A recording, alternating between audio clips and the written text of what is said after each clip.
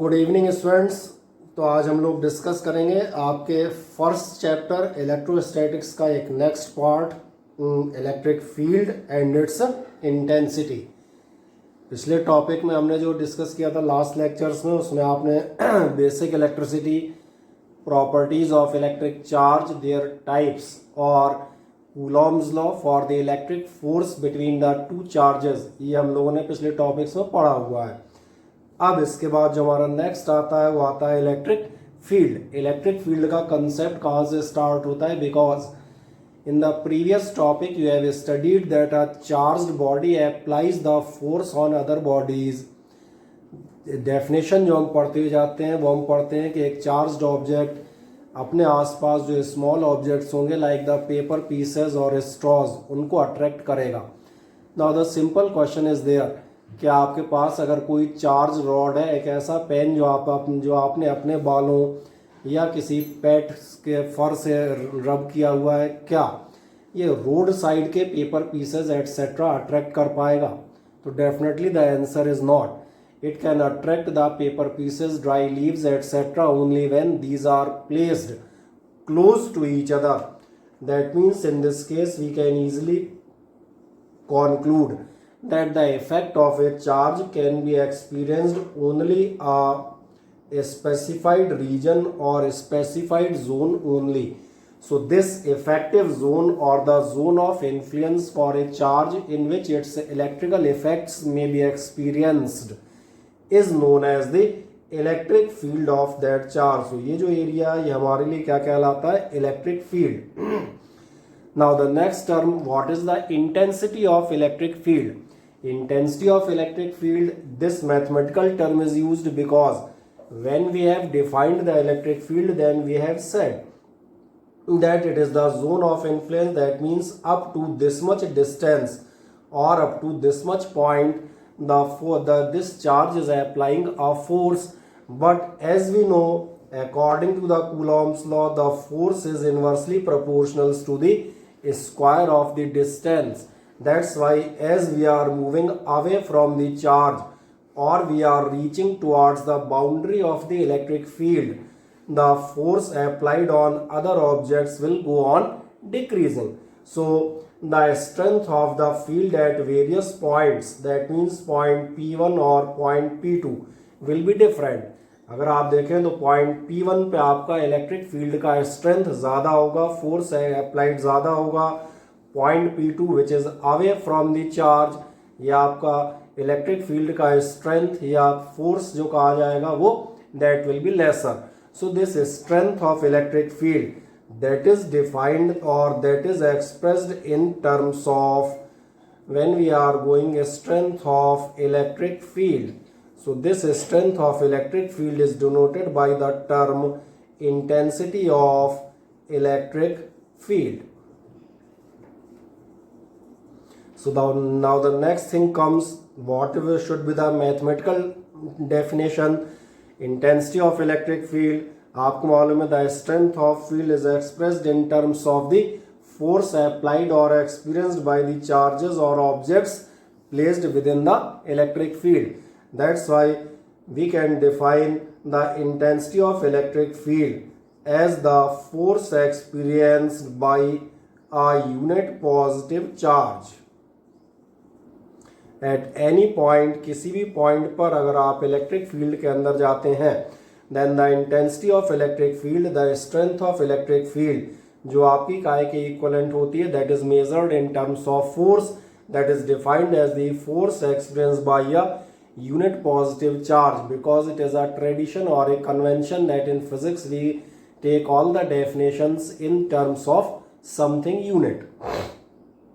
Force express by या unit positive charge पर जाएंगे, इसका मतलब आपको मिलेगा E इज इक्वल्स टू होगा फोर्स पर unit charge. Generally here we mention Q naught. Q naught means Q is the charge having the electric field and Q naught is some test charge which is placed here. Then what is the test charge? Test charge is that one which is placed here in order to test or measure the intensity of electric field. So that is the definition और formula. यही definition है, यही formula हो जाएगा. Intensity of electric field is equal to the force experienced per unit charge. For the convenience of direction, हम direction हमेशा कौन सा लेते हैं? along the direction of positive charge. ये भी आपको नजर आएगा. If we are going to take negative charge, then in that case magnitude of the force will be same but the direction will be different. So in physics, in electricity, it is convention that all the directions are considered with respect to the positive charge. For example, in 10th or high school, the conventional direction of current is taken as the direction of flow of positive charge. इसीलिए हमने यहाँ भी आपका क्या लिया हुआ है? Force experience by unit positive charge, ताकि हमें इसका डायरेक्शन मिलता रहे. अब तीन चीजें यहाँ पर आती हैं one by one. First of all, intensity of electric field.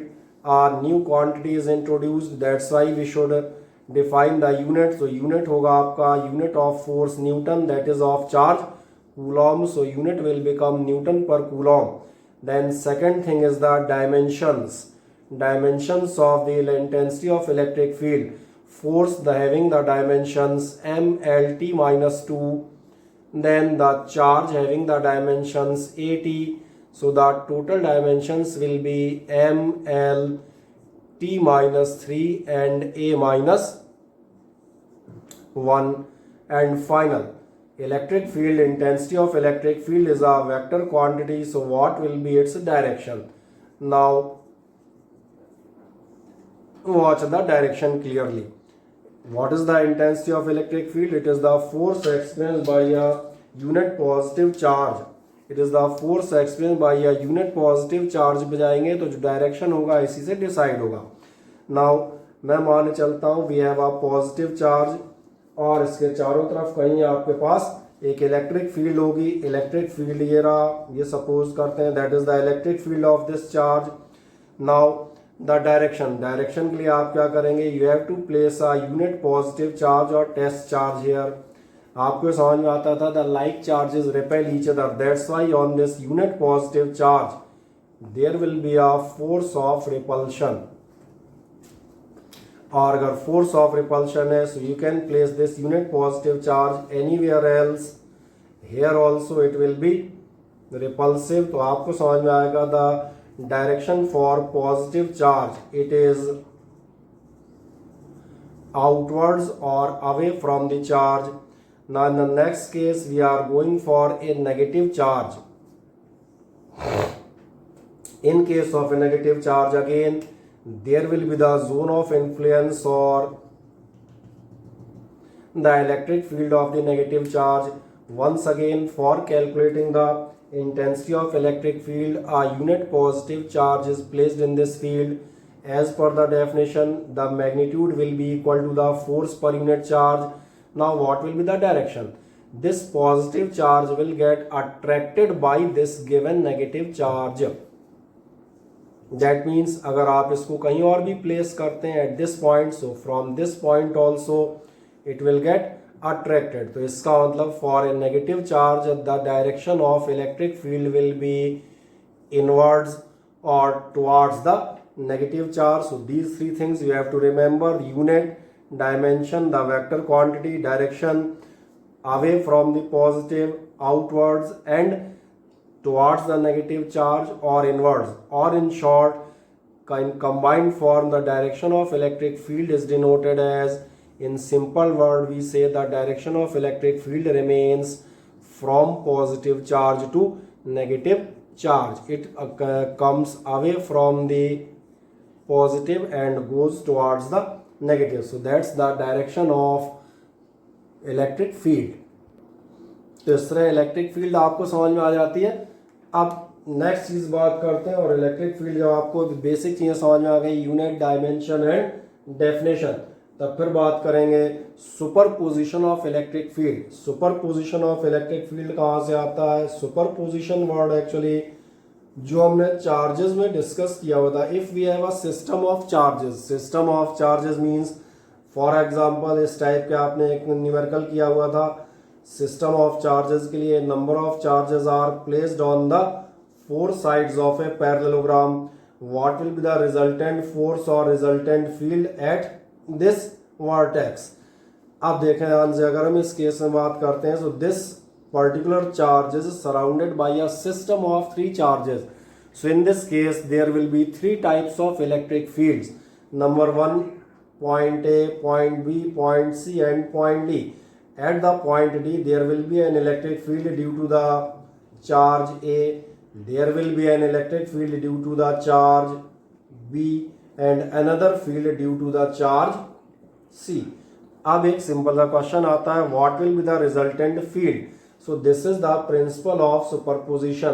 Principal of superposition कहता है, if a point lies under the influence of a system of charges then the resultant electric field will be equal to the vector summation of all the fields applied on that point.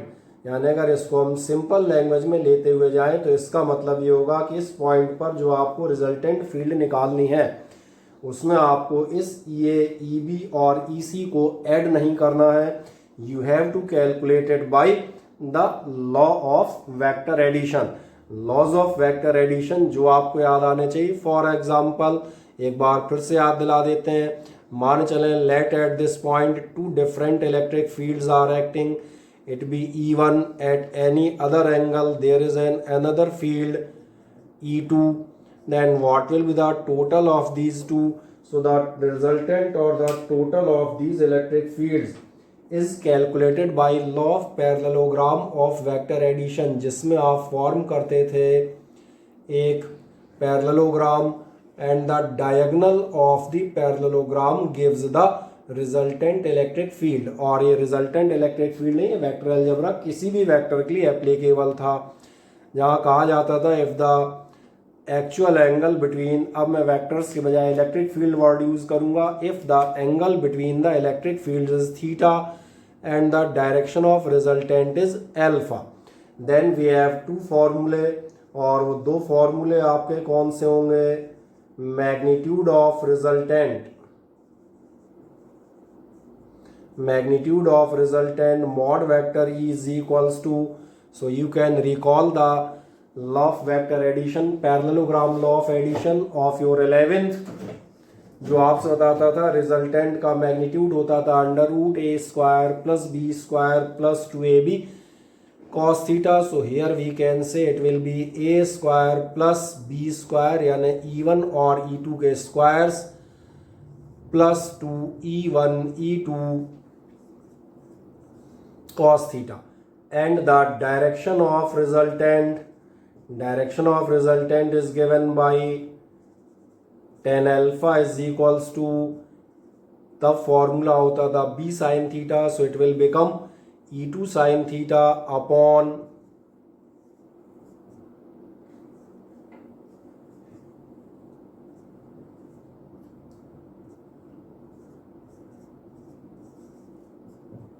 E1 plus E2 cos theta. So फिर आप इनकी help से अगर किसी point पर if more than one electric fields are applied then the resultant electric field can be calculated by the principle of superposition easily. Now the question comes, if we have a point charge. अब सवाल आता है, ये हमने एक definition पढ़ ली, अब actual calculation पे जाते हैं। We have a point charge Q और फिर वहीं पहुंचते हैं जहां आपसे डिस्कस कर रहे थे, around it there will be the presence of electric field, इसके चारों तरफ इसका इलेक्ट्रिक फील्ड मौजूद होगा। और हम ये जानना चाहते हैं what will be the intensity of electric field at a particular point. तो फिर जब इस चीज पर हम जाएंगे तो हम कह सकते हैं किसी पॉइंट चार्ज के बारे में अगर आप बात करेंगे, पॉइंट चार्ज से मैं लेता हूं intensity of electric field at a distance r from a point charge। ये सपोज कि हमने let there is a point charge Q और आप इंटेंसिटी ऑफ इलेक्ट्रिक फील्ड निकालना चाह रहे हैं at this point, any point which is at a distance r। So how this intensity may be calculated, once again from the definition आपसे क्या कहती है कि आपका E इज इक्वल्स टू कितना होना चाहिए, F अपॉन क्यू। और F अपॉन क्यू जब आप लेते हैं तो फिर अगेन फोर्स पर यूनिट टेस्ट चार्ज, इसका मतलब है इस for calculating the intensity of electric field आप प्रैक्टिकली प्लेस करते हैं a test charge Q naught here, you have to calculate the force experience by this.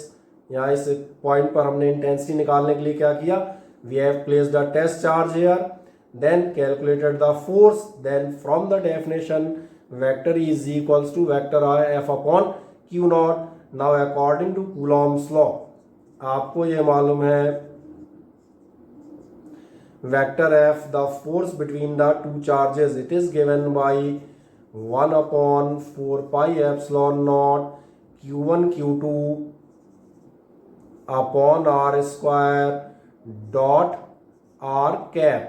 और डॉट आर कैप पे आप जाएंगे तो ये भी याद दिलाऊंगा, the force will act in a direction along the straight line joining the two charges where this unit vector is R cap. So that's why 1 upon 4 pi epsilon naught q1 q2 by are square dot are cap vector form upon q naught, and easily आपका q naught cancel हो जाएगा and what will B that, ये आपके लिए आता है 1 upon 4 pi epsilon naught Q by are square. और एक इम्पॉर्टेंट फॉर्मूला आपके लिए रहेगा क्योंकि अगले टॉपिक्स में जब हम इलेक्ट्रिक डाइपोल या ऐसी किसी भी चीज़ की इंटेंसिटी कैलकुलेट करने जाएंगे then this formula is used at various places that the intensity of a point charge is 1 upon 4 pi epsilon naught Q upon are square newton per Coulomb.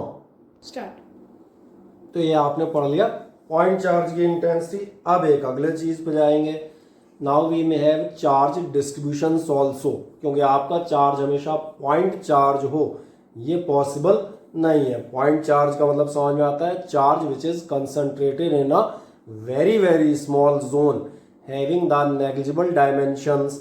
Point charge की अगर आप definition जाएंगे तो point charge के लिए आपको definition क्या ली जाती है, पॉइंट चार्ज हम किसे मानते हुए चलते हैं, पॉइंट चार्ज के लिए दो डेफिनेशन आएंगी, नंबर 1 दो पार्ट में, नंबर 1 जिसकी आप कहते हैं dimensions are negligible. Dimensions are negligible का मतलब है the size of the charge is very small और the charge is limited within a very very small region. And number 2 charge is obeying inverse square law. Now आपको याद दिलाता हूं what was inverse square law, तो आपको याद आ जाएगा जब हम कूलॉम्स लॉ पढ़ रहे थे तो उसमें हमने कहा था the force is inversely proportional to the square of the distance.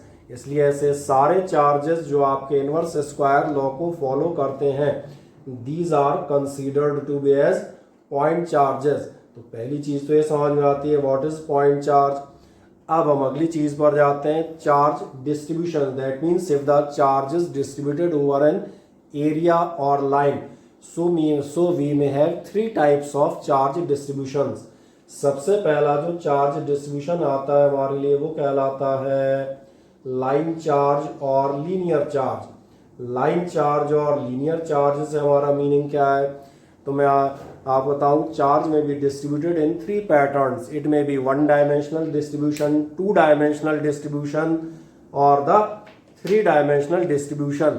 For example in 11th जब हम हीट वाला चैप्टर पढ़ रहे होते हैं the thermal expansion, then there are 3 types of thermal expansion, linear expansion, superficial expansion and volumetric expansion. That means the increase in either the length or the area or the volume of object on heating.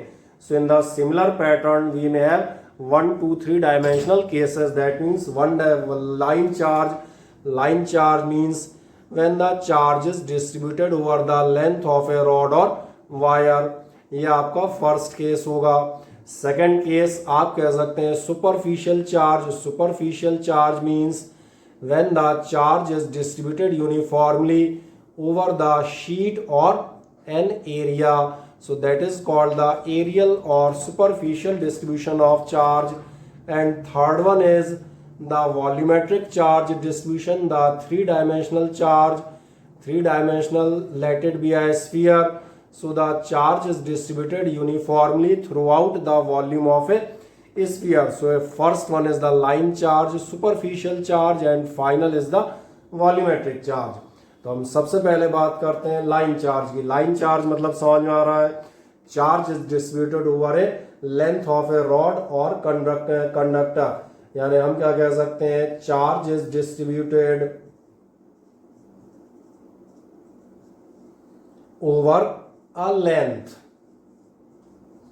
and when charge is distributed over a length, then here a definition comes, और ये definition आपसे बताएगी linear charge density. क्योंकि charge अगर आपका एक बहुत ज़्यादा लेंथ पर फैला हुआ है तो उसको कैलकुलेट करना दिक्कत भरा होगा.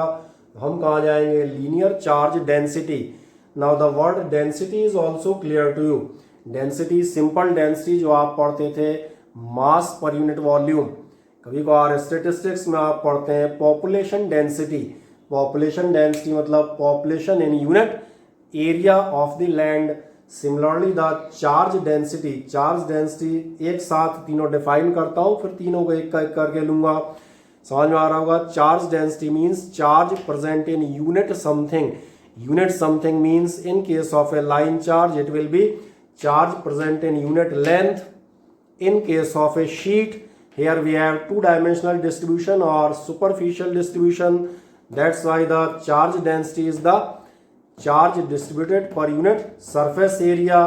And finally the 3D आपका इसमें क्या होगा, the charge density is the charge distributed in unit volume of a solid. अब हम इनको एक एक करने लेते हैं. लीनियर चार्ज डेंसिटी मतलब आपसे कहा जाएगा charge per unit length of a rod etcetera. और अगर ऐसा जाते हैं तो that is denoted by lambda is equals to Q upon L. Lambda is equals to Q upon L. अगर आप यूनिट देखेंगे so this will become lambda is equals to Q upon L. Unit आपका क्या होगा, Q coulomb, L metre. Now in differentiation terms it can also be written as lambda is equals to dq upon dl.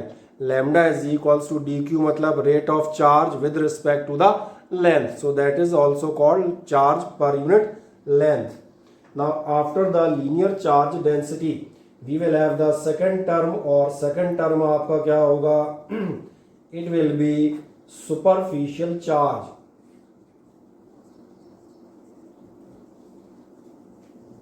What is the superficial charge?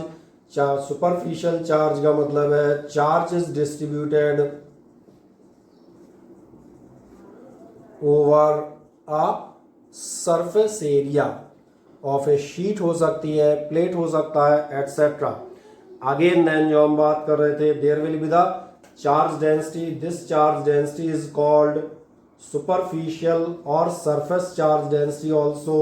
So here we can use second word surface charge density. So what is the surface charge density? It is the charge per unit surface area. In terms of the mathematics, that is written as sigma is equals to q upon s. Sigma, which is the superficial or surface charge density, q is the charge, s is the surface area. Now the unit will become coulomb per meter square, and in terms of differentiation you can go like sigma is equals to dq over ds, the rate of charge with respect to the area. Now what is the third one? Third one is the volumetric charge distribution or the volumetric charge density. So what is volumetric charge? Volumetric charge means charge is distributed throughout a volume.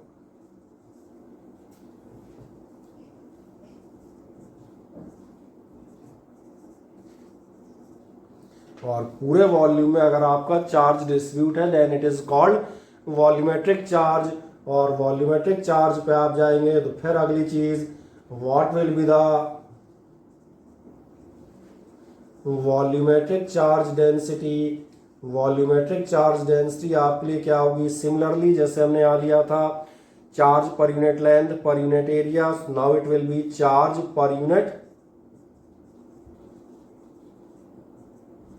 Volume or charge per unit volume. So the symbol is rho is equals to Q upon V, coulomb per metre cube, and finally it can be written as rho is equals to D Q upon D V. क्या है, तीनों समझ में आते हैं one by one. We may have three types of different types of charge densities. अब एक सवाल आता है, जब हम ये चार्ज अलग अलग टाइप के चार्ज डिस्ट्रीब्यूशंस लेते हैं तीन तरह के, the linear charge, superficial charge and volumetric charge, then what will be the electric field or force due to these charges?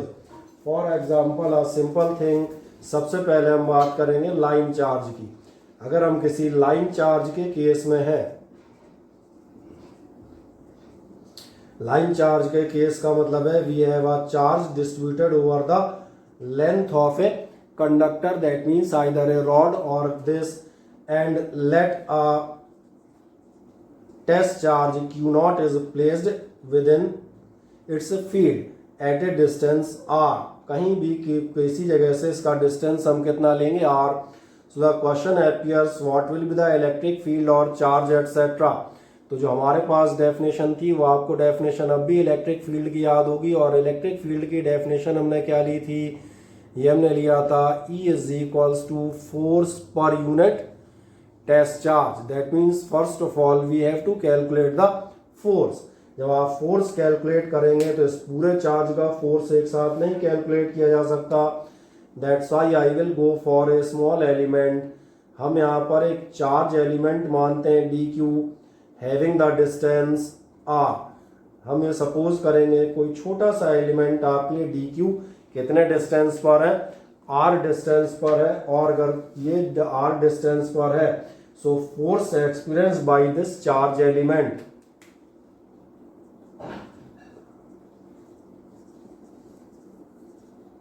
force experienced by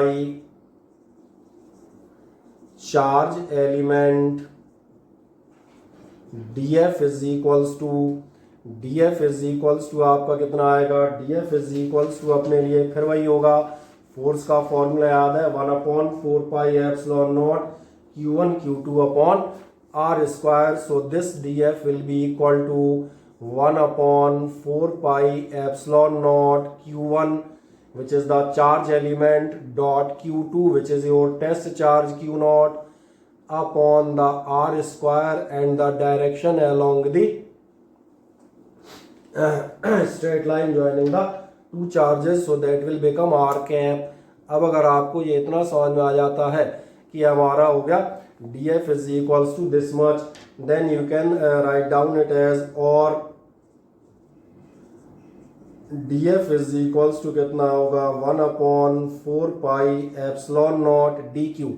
now go for the lambda। here we are taking line charge, that's why we have to go for the linear charge density। lambda is equals to dq upon dl, so the value of dq will be lambda dl, where dl is the length of a small element।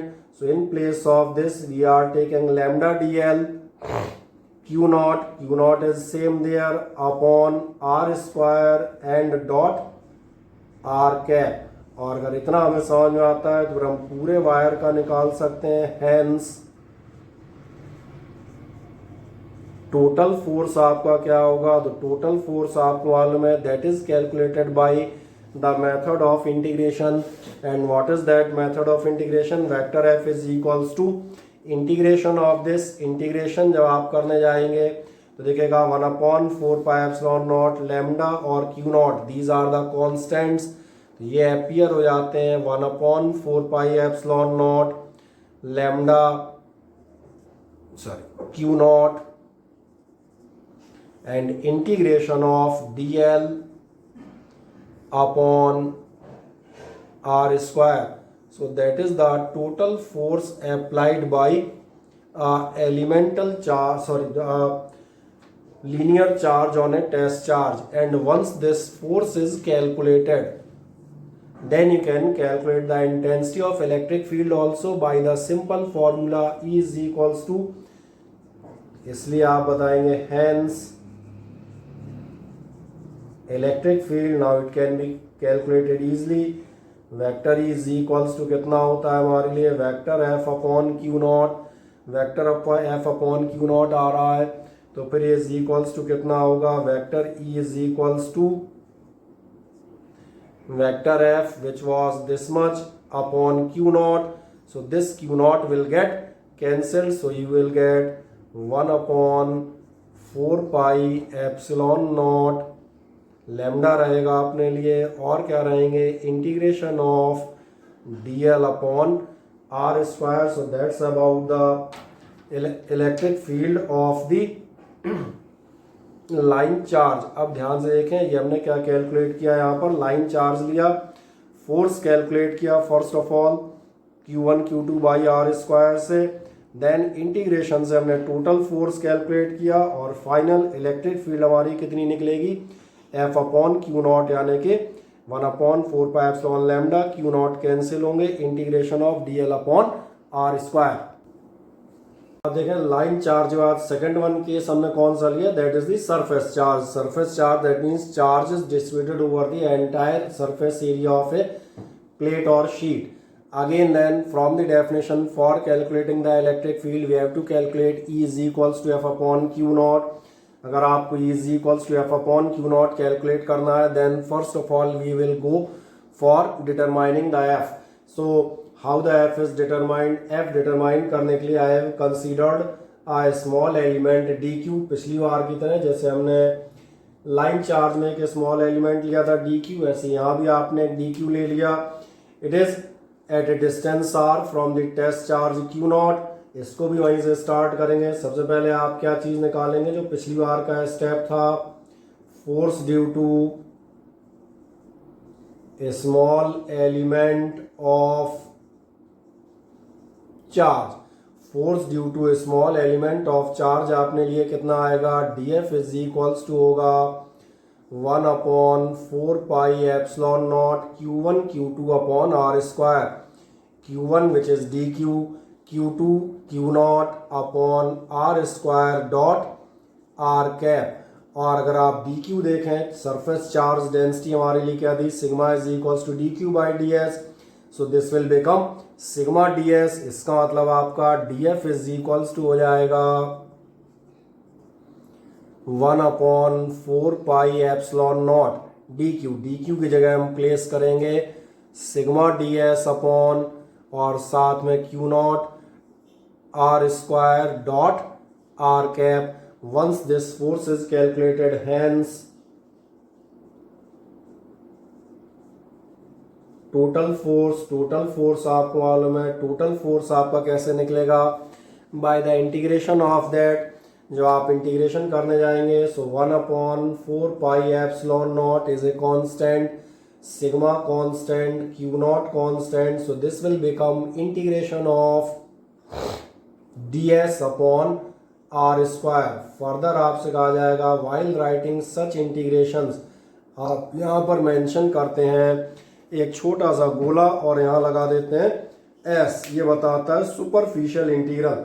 आप पूछेंगे why it is called superficial integral, because जो integration आपने पढ़े हैं उनमें आपका ध्यान जाएगा, जैसे हम पढ़ते थे integration of sine x dx. That means integration of sine x with respect to x, there was only one variable, but when you are integrating with respect to the ds area, तो क्या आपका ध्यान जाता है, anything which is you are integrating with respect to ds. तो ds surface area that will become dx dot dy length into breadth. So this integration is not one dimensional or linear integration. The simpler one we have solved last year in 11th. It is somewhat two dimensional or double integration. So it is called double integration or simply it is denoted by superficial integral. इसको हम पढ़ते हुए जाएंगे. Superficial integral जो है बताएगा कि actually we have to go for the double integration. अब वापस आते हैं, जैसे टोटल फोर्स आपने लिया vector F 1/4πε0 sigma Q naught, ये सब यही है। Integration D S by are square, integration D S में इसको क्या पढ़ेंगे, सुपरफिशियल इंटीग्रल, इसलिए ध्यान देखें आपको इलेक्ट्रिक फील्ड भी मिल जाएगी और इलेक्ट्रिक फील्ड क्या मिलेगी, hence electric field E is equals to कितना होगा, F अपॉन क्यू नॉट, और अगर F अपॉन क्यू नॉट आप लेते हैं so this Q naught will get cancelled, that means E is equals to होगा 1/4πε0 sigma and superficial integral of ds upon are square dot are cap. So that's all about the electric field due to a superficial charge distribution। तो दोनों फॉर्मूले मिल जाते हैं, force का भी और field का भी। ना इन द सिमिलर केस बिल्कुल सेम पैटर्न पे आप इसको सॉल्व कर सकते हैं for a volumetric charge distribution also. Volumetric charge distribution में जाएंगे तो आपकी बार हम ये चार्ज लेंगे, इसका भी आप एक स्मॉल मानेंगे एलिमेंट, और उसके लिए भी आपकी कैलकुलेशन फिर इन्हीं स्टेप्स में स्टार्ट होगी। फर्स्ट स्टेप जो आपसे कहेगा फोर्स ड्यू टू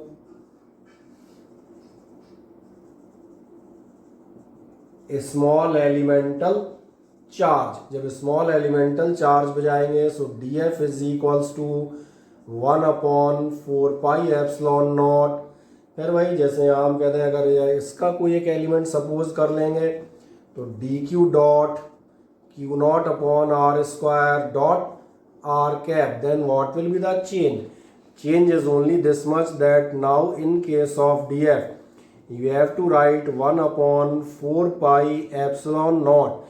अब हम इसको सिग्मा ds नहीं लेंगे क्योंकि ये किसके लिए आ रहा है, ये वॉल्यूमेट्रिक चार्ज के लिए है। ये जो हम कैलकुलेशन कर रहे हैं ये किसके लिए कर रहे हैं, ये हम कर रहे हैं वॉल्यूमेट्रिक चार्ज के लिए। तो वॉल्यूमेट्रिक चार्ज डेंसिटी आपकी क्या थी, वॉल्यूमेट्रिक चार्ज डेंसिटी आपकी थी rho is equals to D Q upon D V. तो इसका मतलब अब आपका यहाँ पर आएगा D Q is equals to, जैसे पिछली बार आया था sigma D S, so now it will be rho D V upon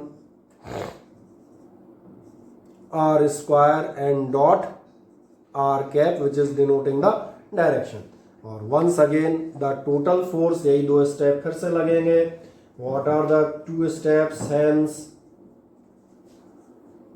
total force vector F is equals to 1/4πε0 rho and q naught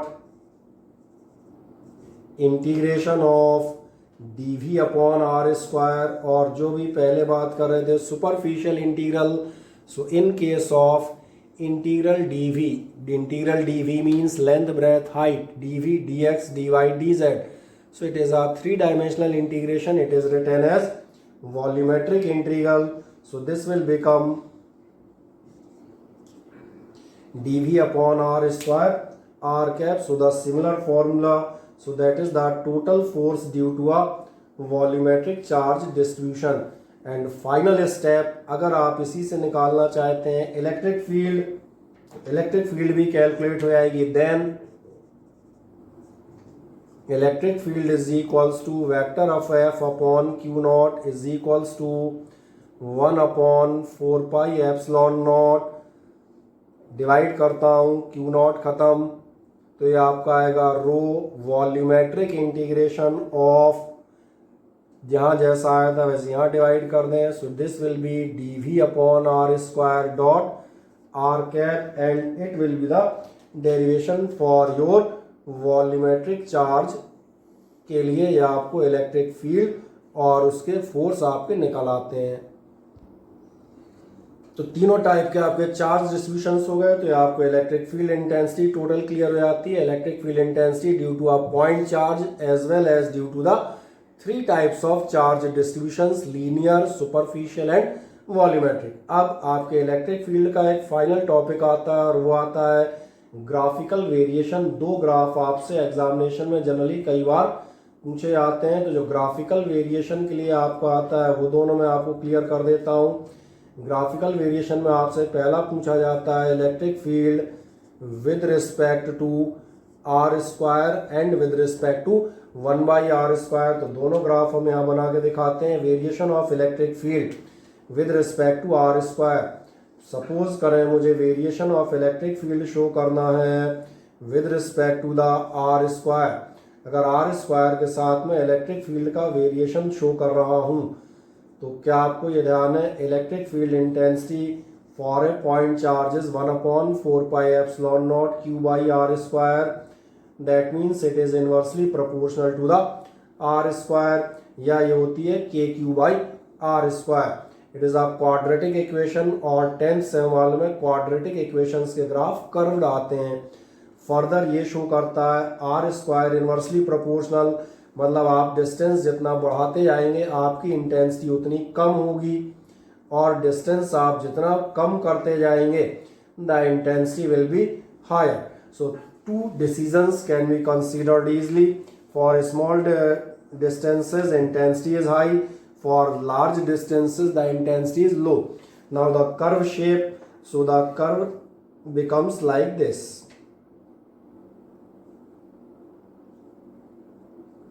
In the finally, this graph denotes that the intensity of electric field is dropping with the square of the distance, and finally this line becomes parallel to the x-axis or r² axis. Why it becomes parallel? Because E is equals to 0 तभी possible है जब r is equals to आप रखते हैं infinity. ये समझ में आ रहा होगा, r इन्फिनिटी का मतलब है this line will touch the axis at infinity, so it will become parallel. So that is the first case. What is the E with respect to r²? अब second case दिखा देता हूँ, E with respect to 1/r²। E with respect to 1/r² के case पे जब आप जाएंगे तो आपको नजर आएगा E is equals to होता है kq/r²। यानी फिर से ध्यान देखें, E प्रोपोर्शनेट 1/r²। अब इसको एक साथ लेता हूँ, E is directly proportional to 1/r²। तो अगर ये टर्म हम 1/r² करते हैं और फिर हम कैलकुलेट करते हैं इंटेंसिटी ऑफ इलेक्ट्रिक फील्ड, तो ये दोनों क्वांटिटीज कैसी हैं, directly proportional, and it is known to the graph for directly proportional comes in form a straight inclined line. So that's all about the two graphical variations of the electric field with distance. अब अपने next topic में हम discuss करेंगे electric field lines, और इसके बाद हम जाएंगे इलेक्ट्रिक डाइपोल पर। ठीक है।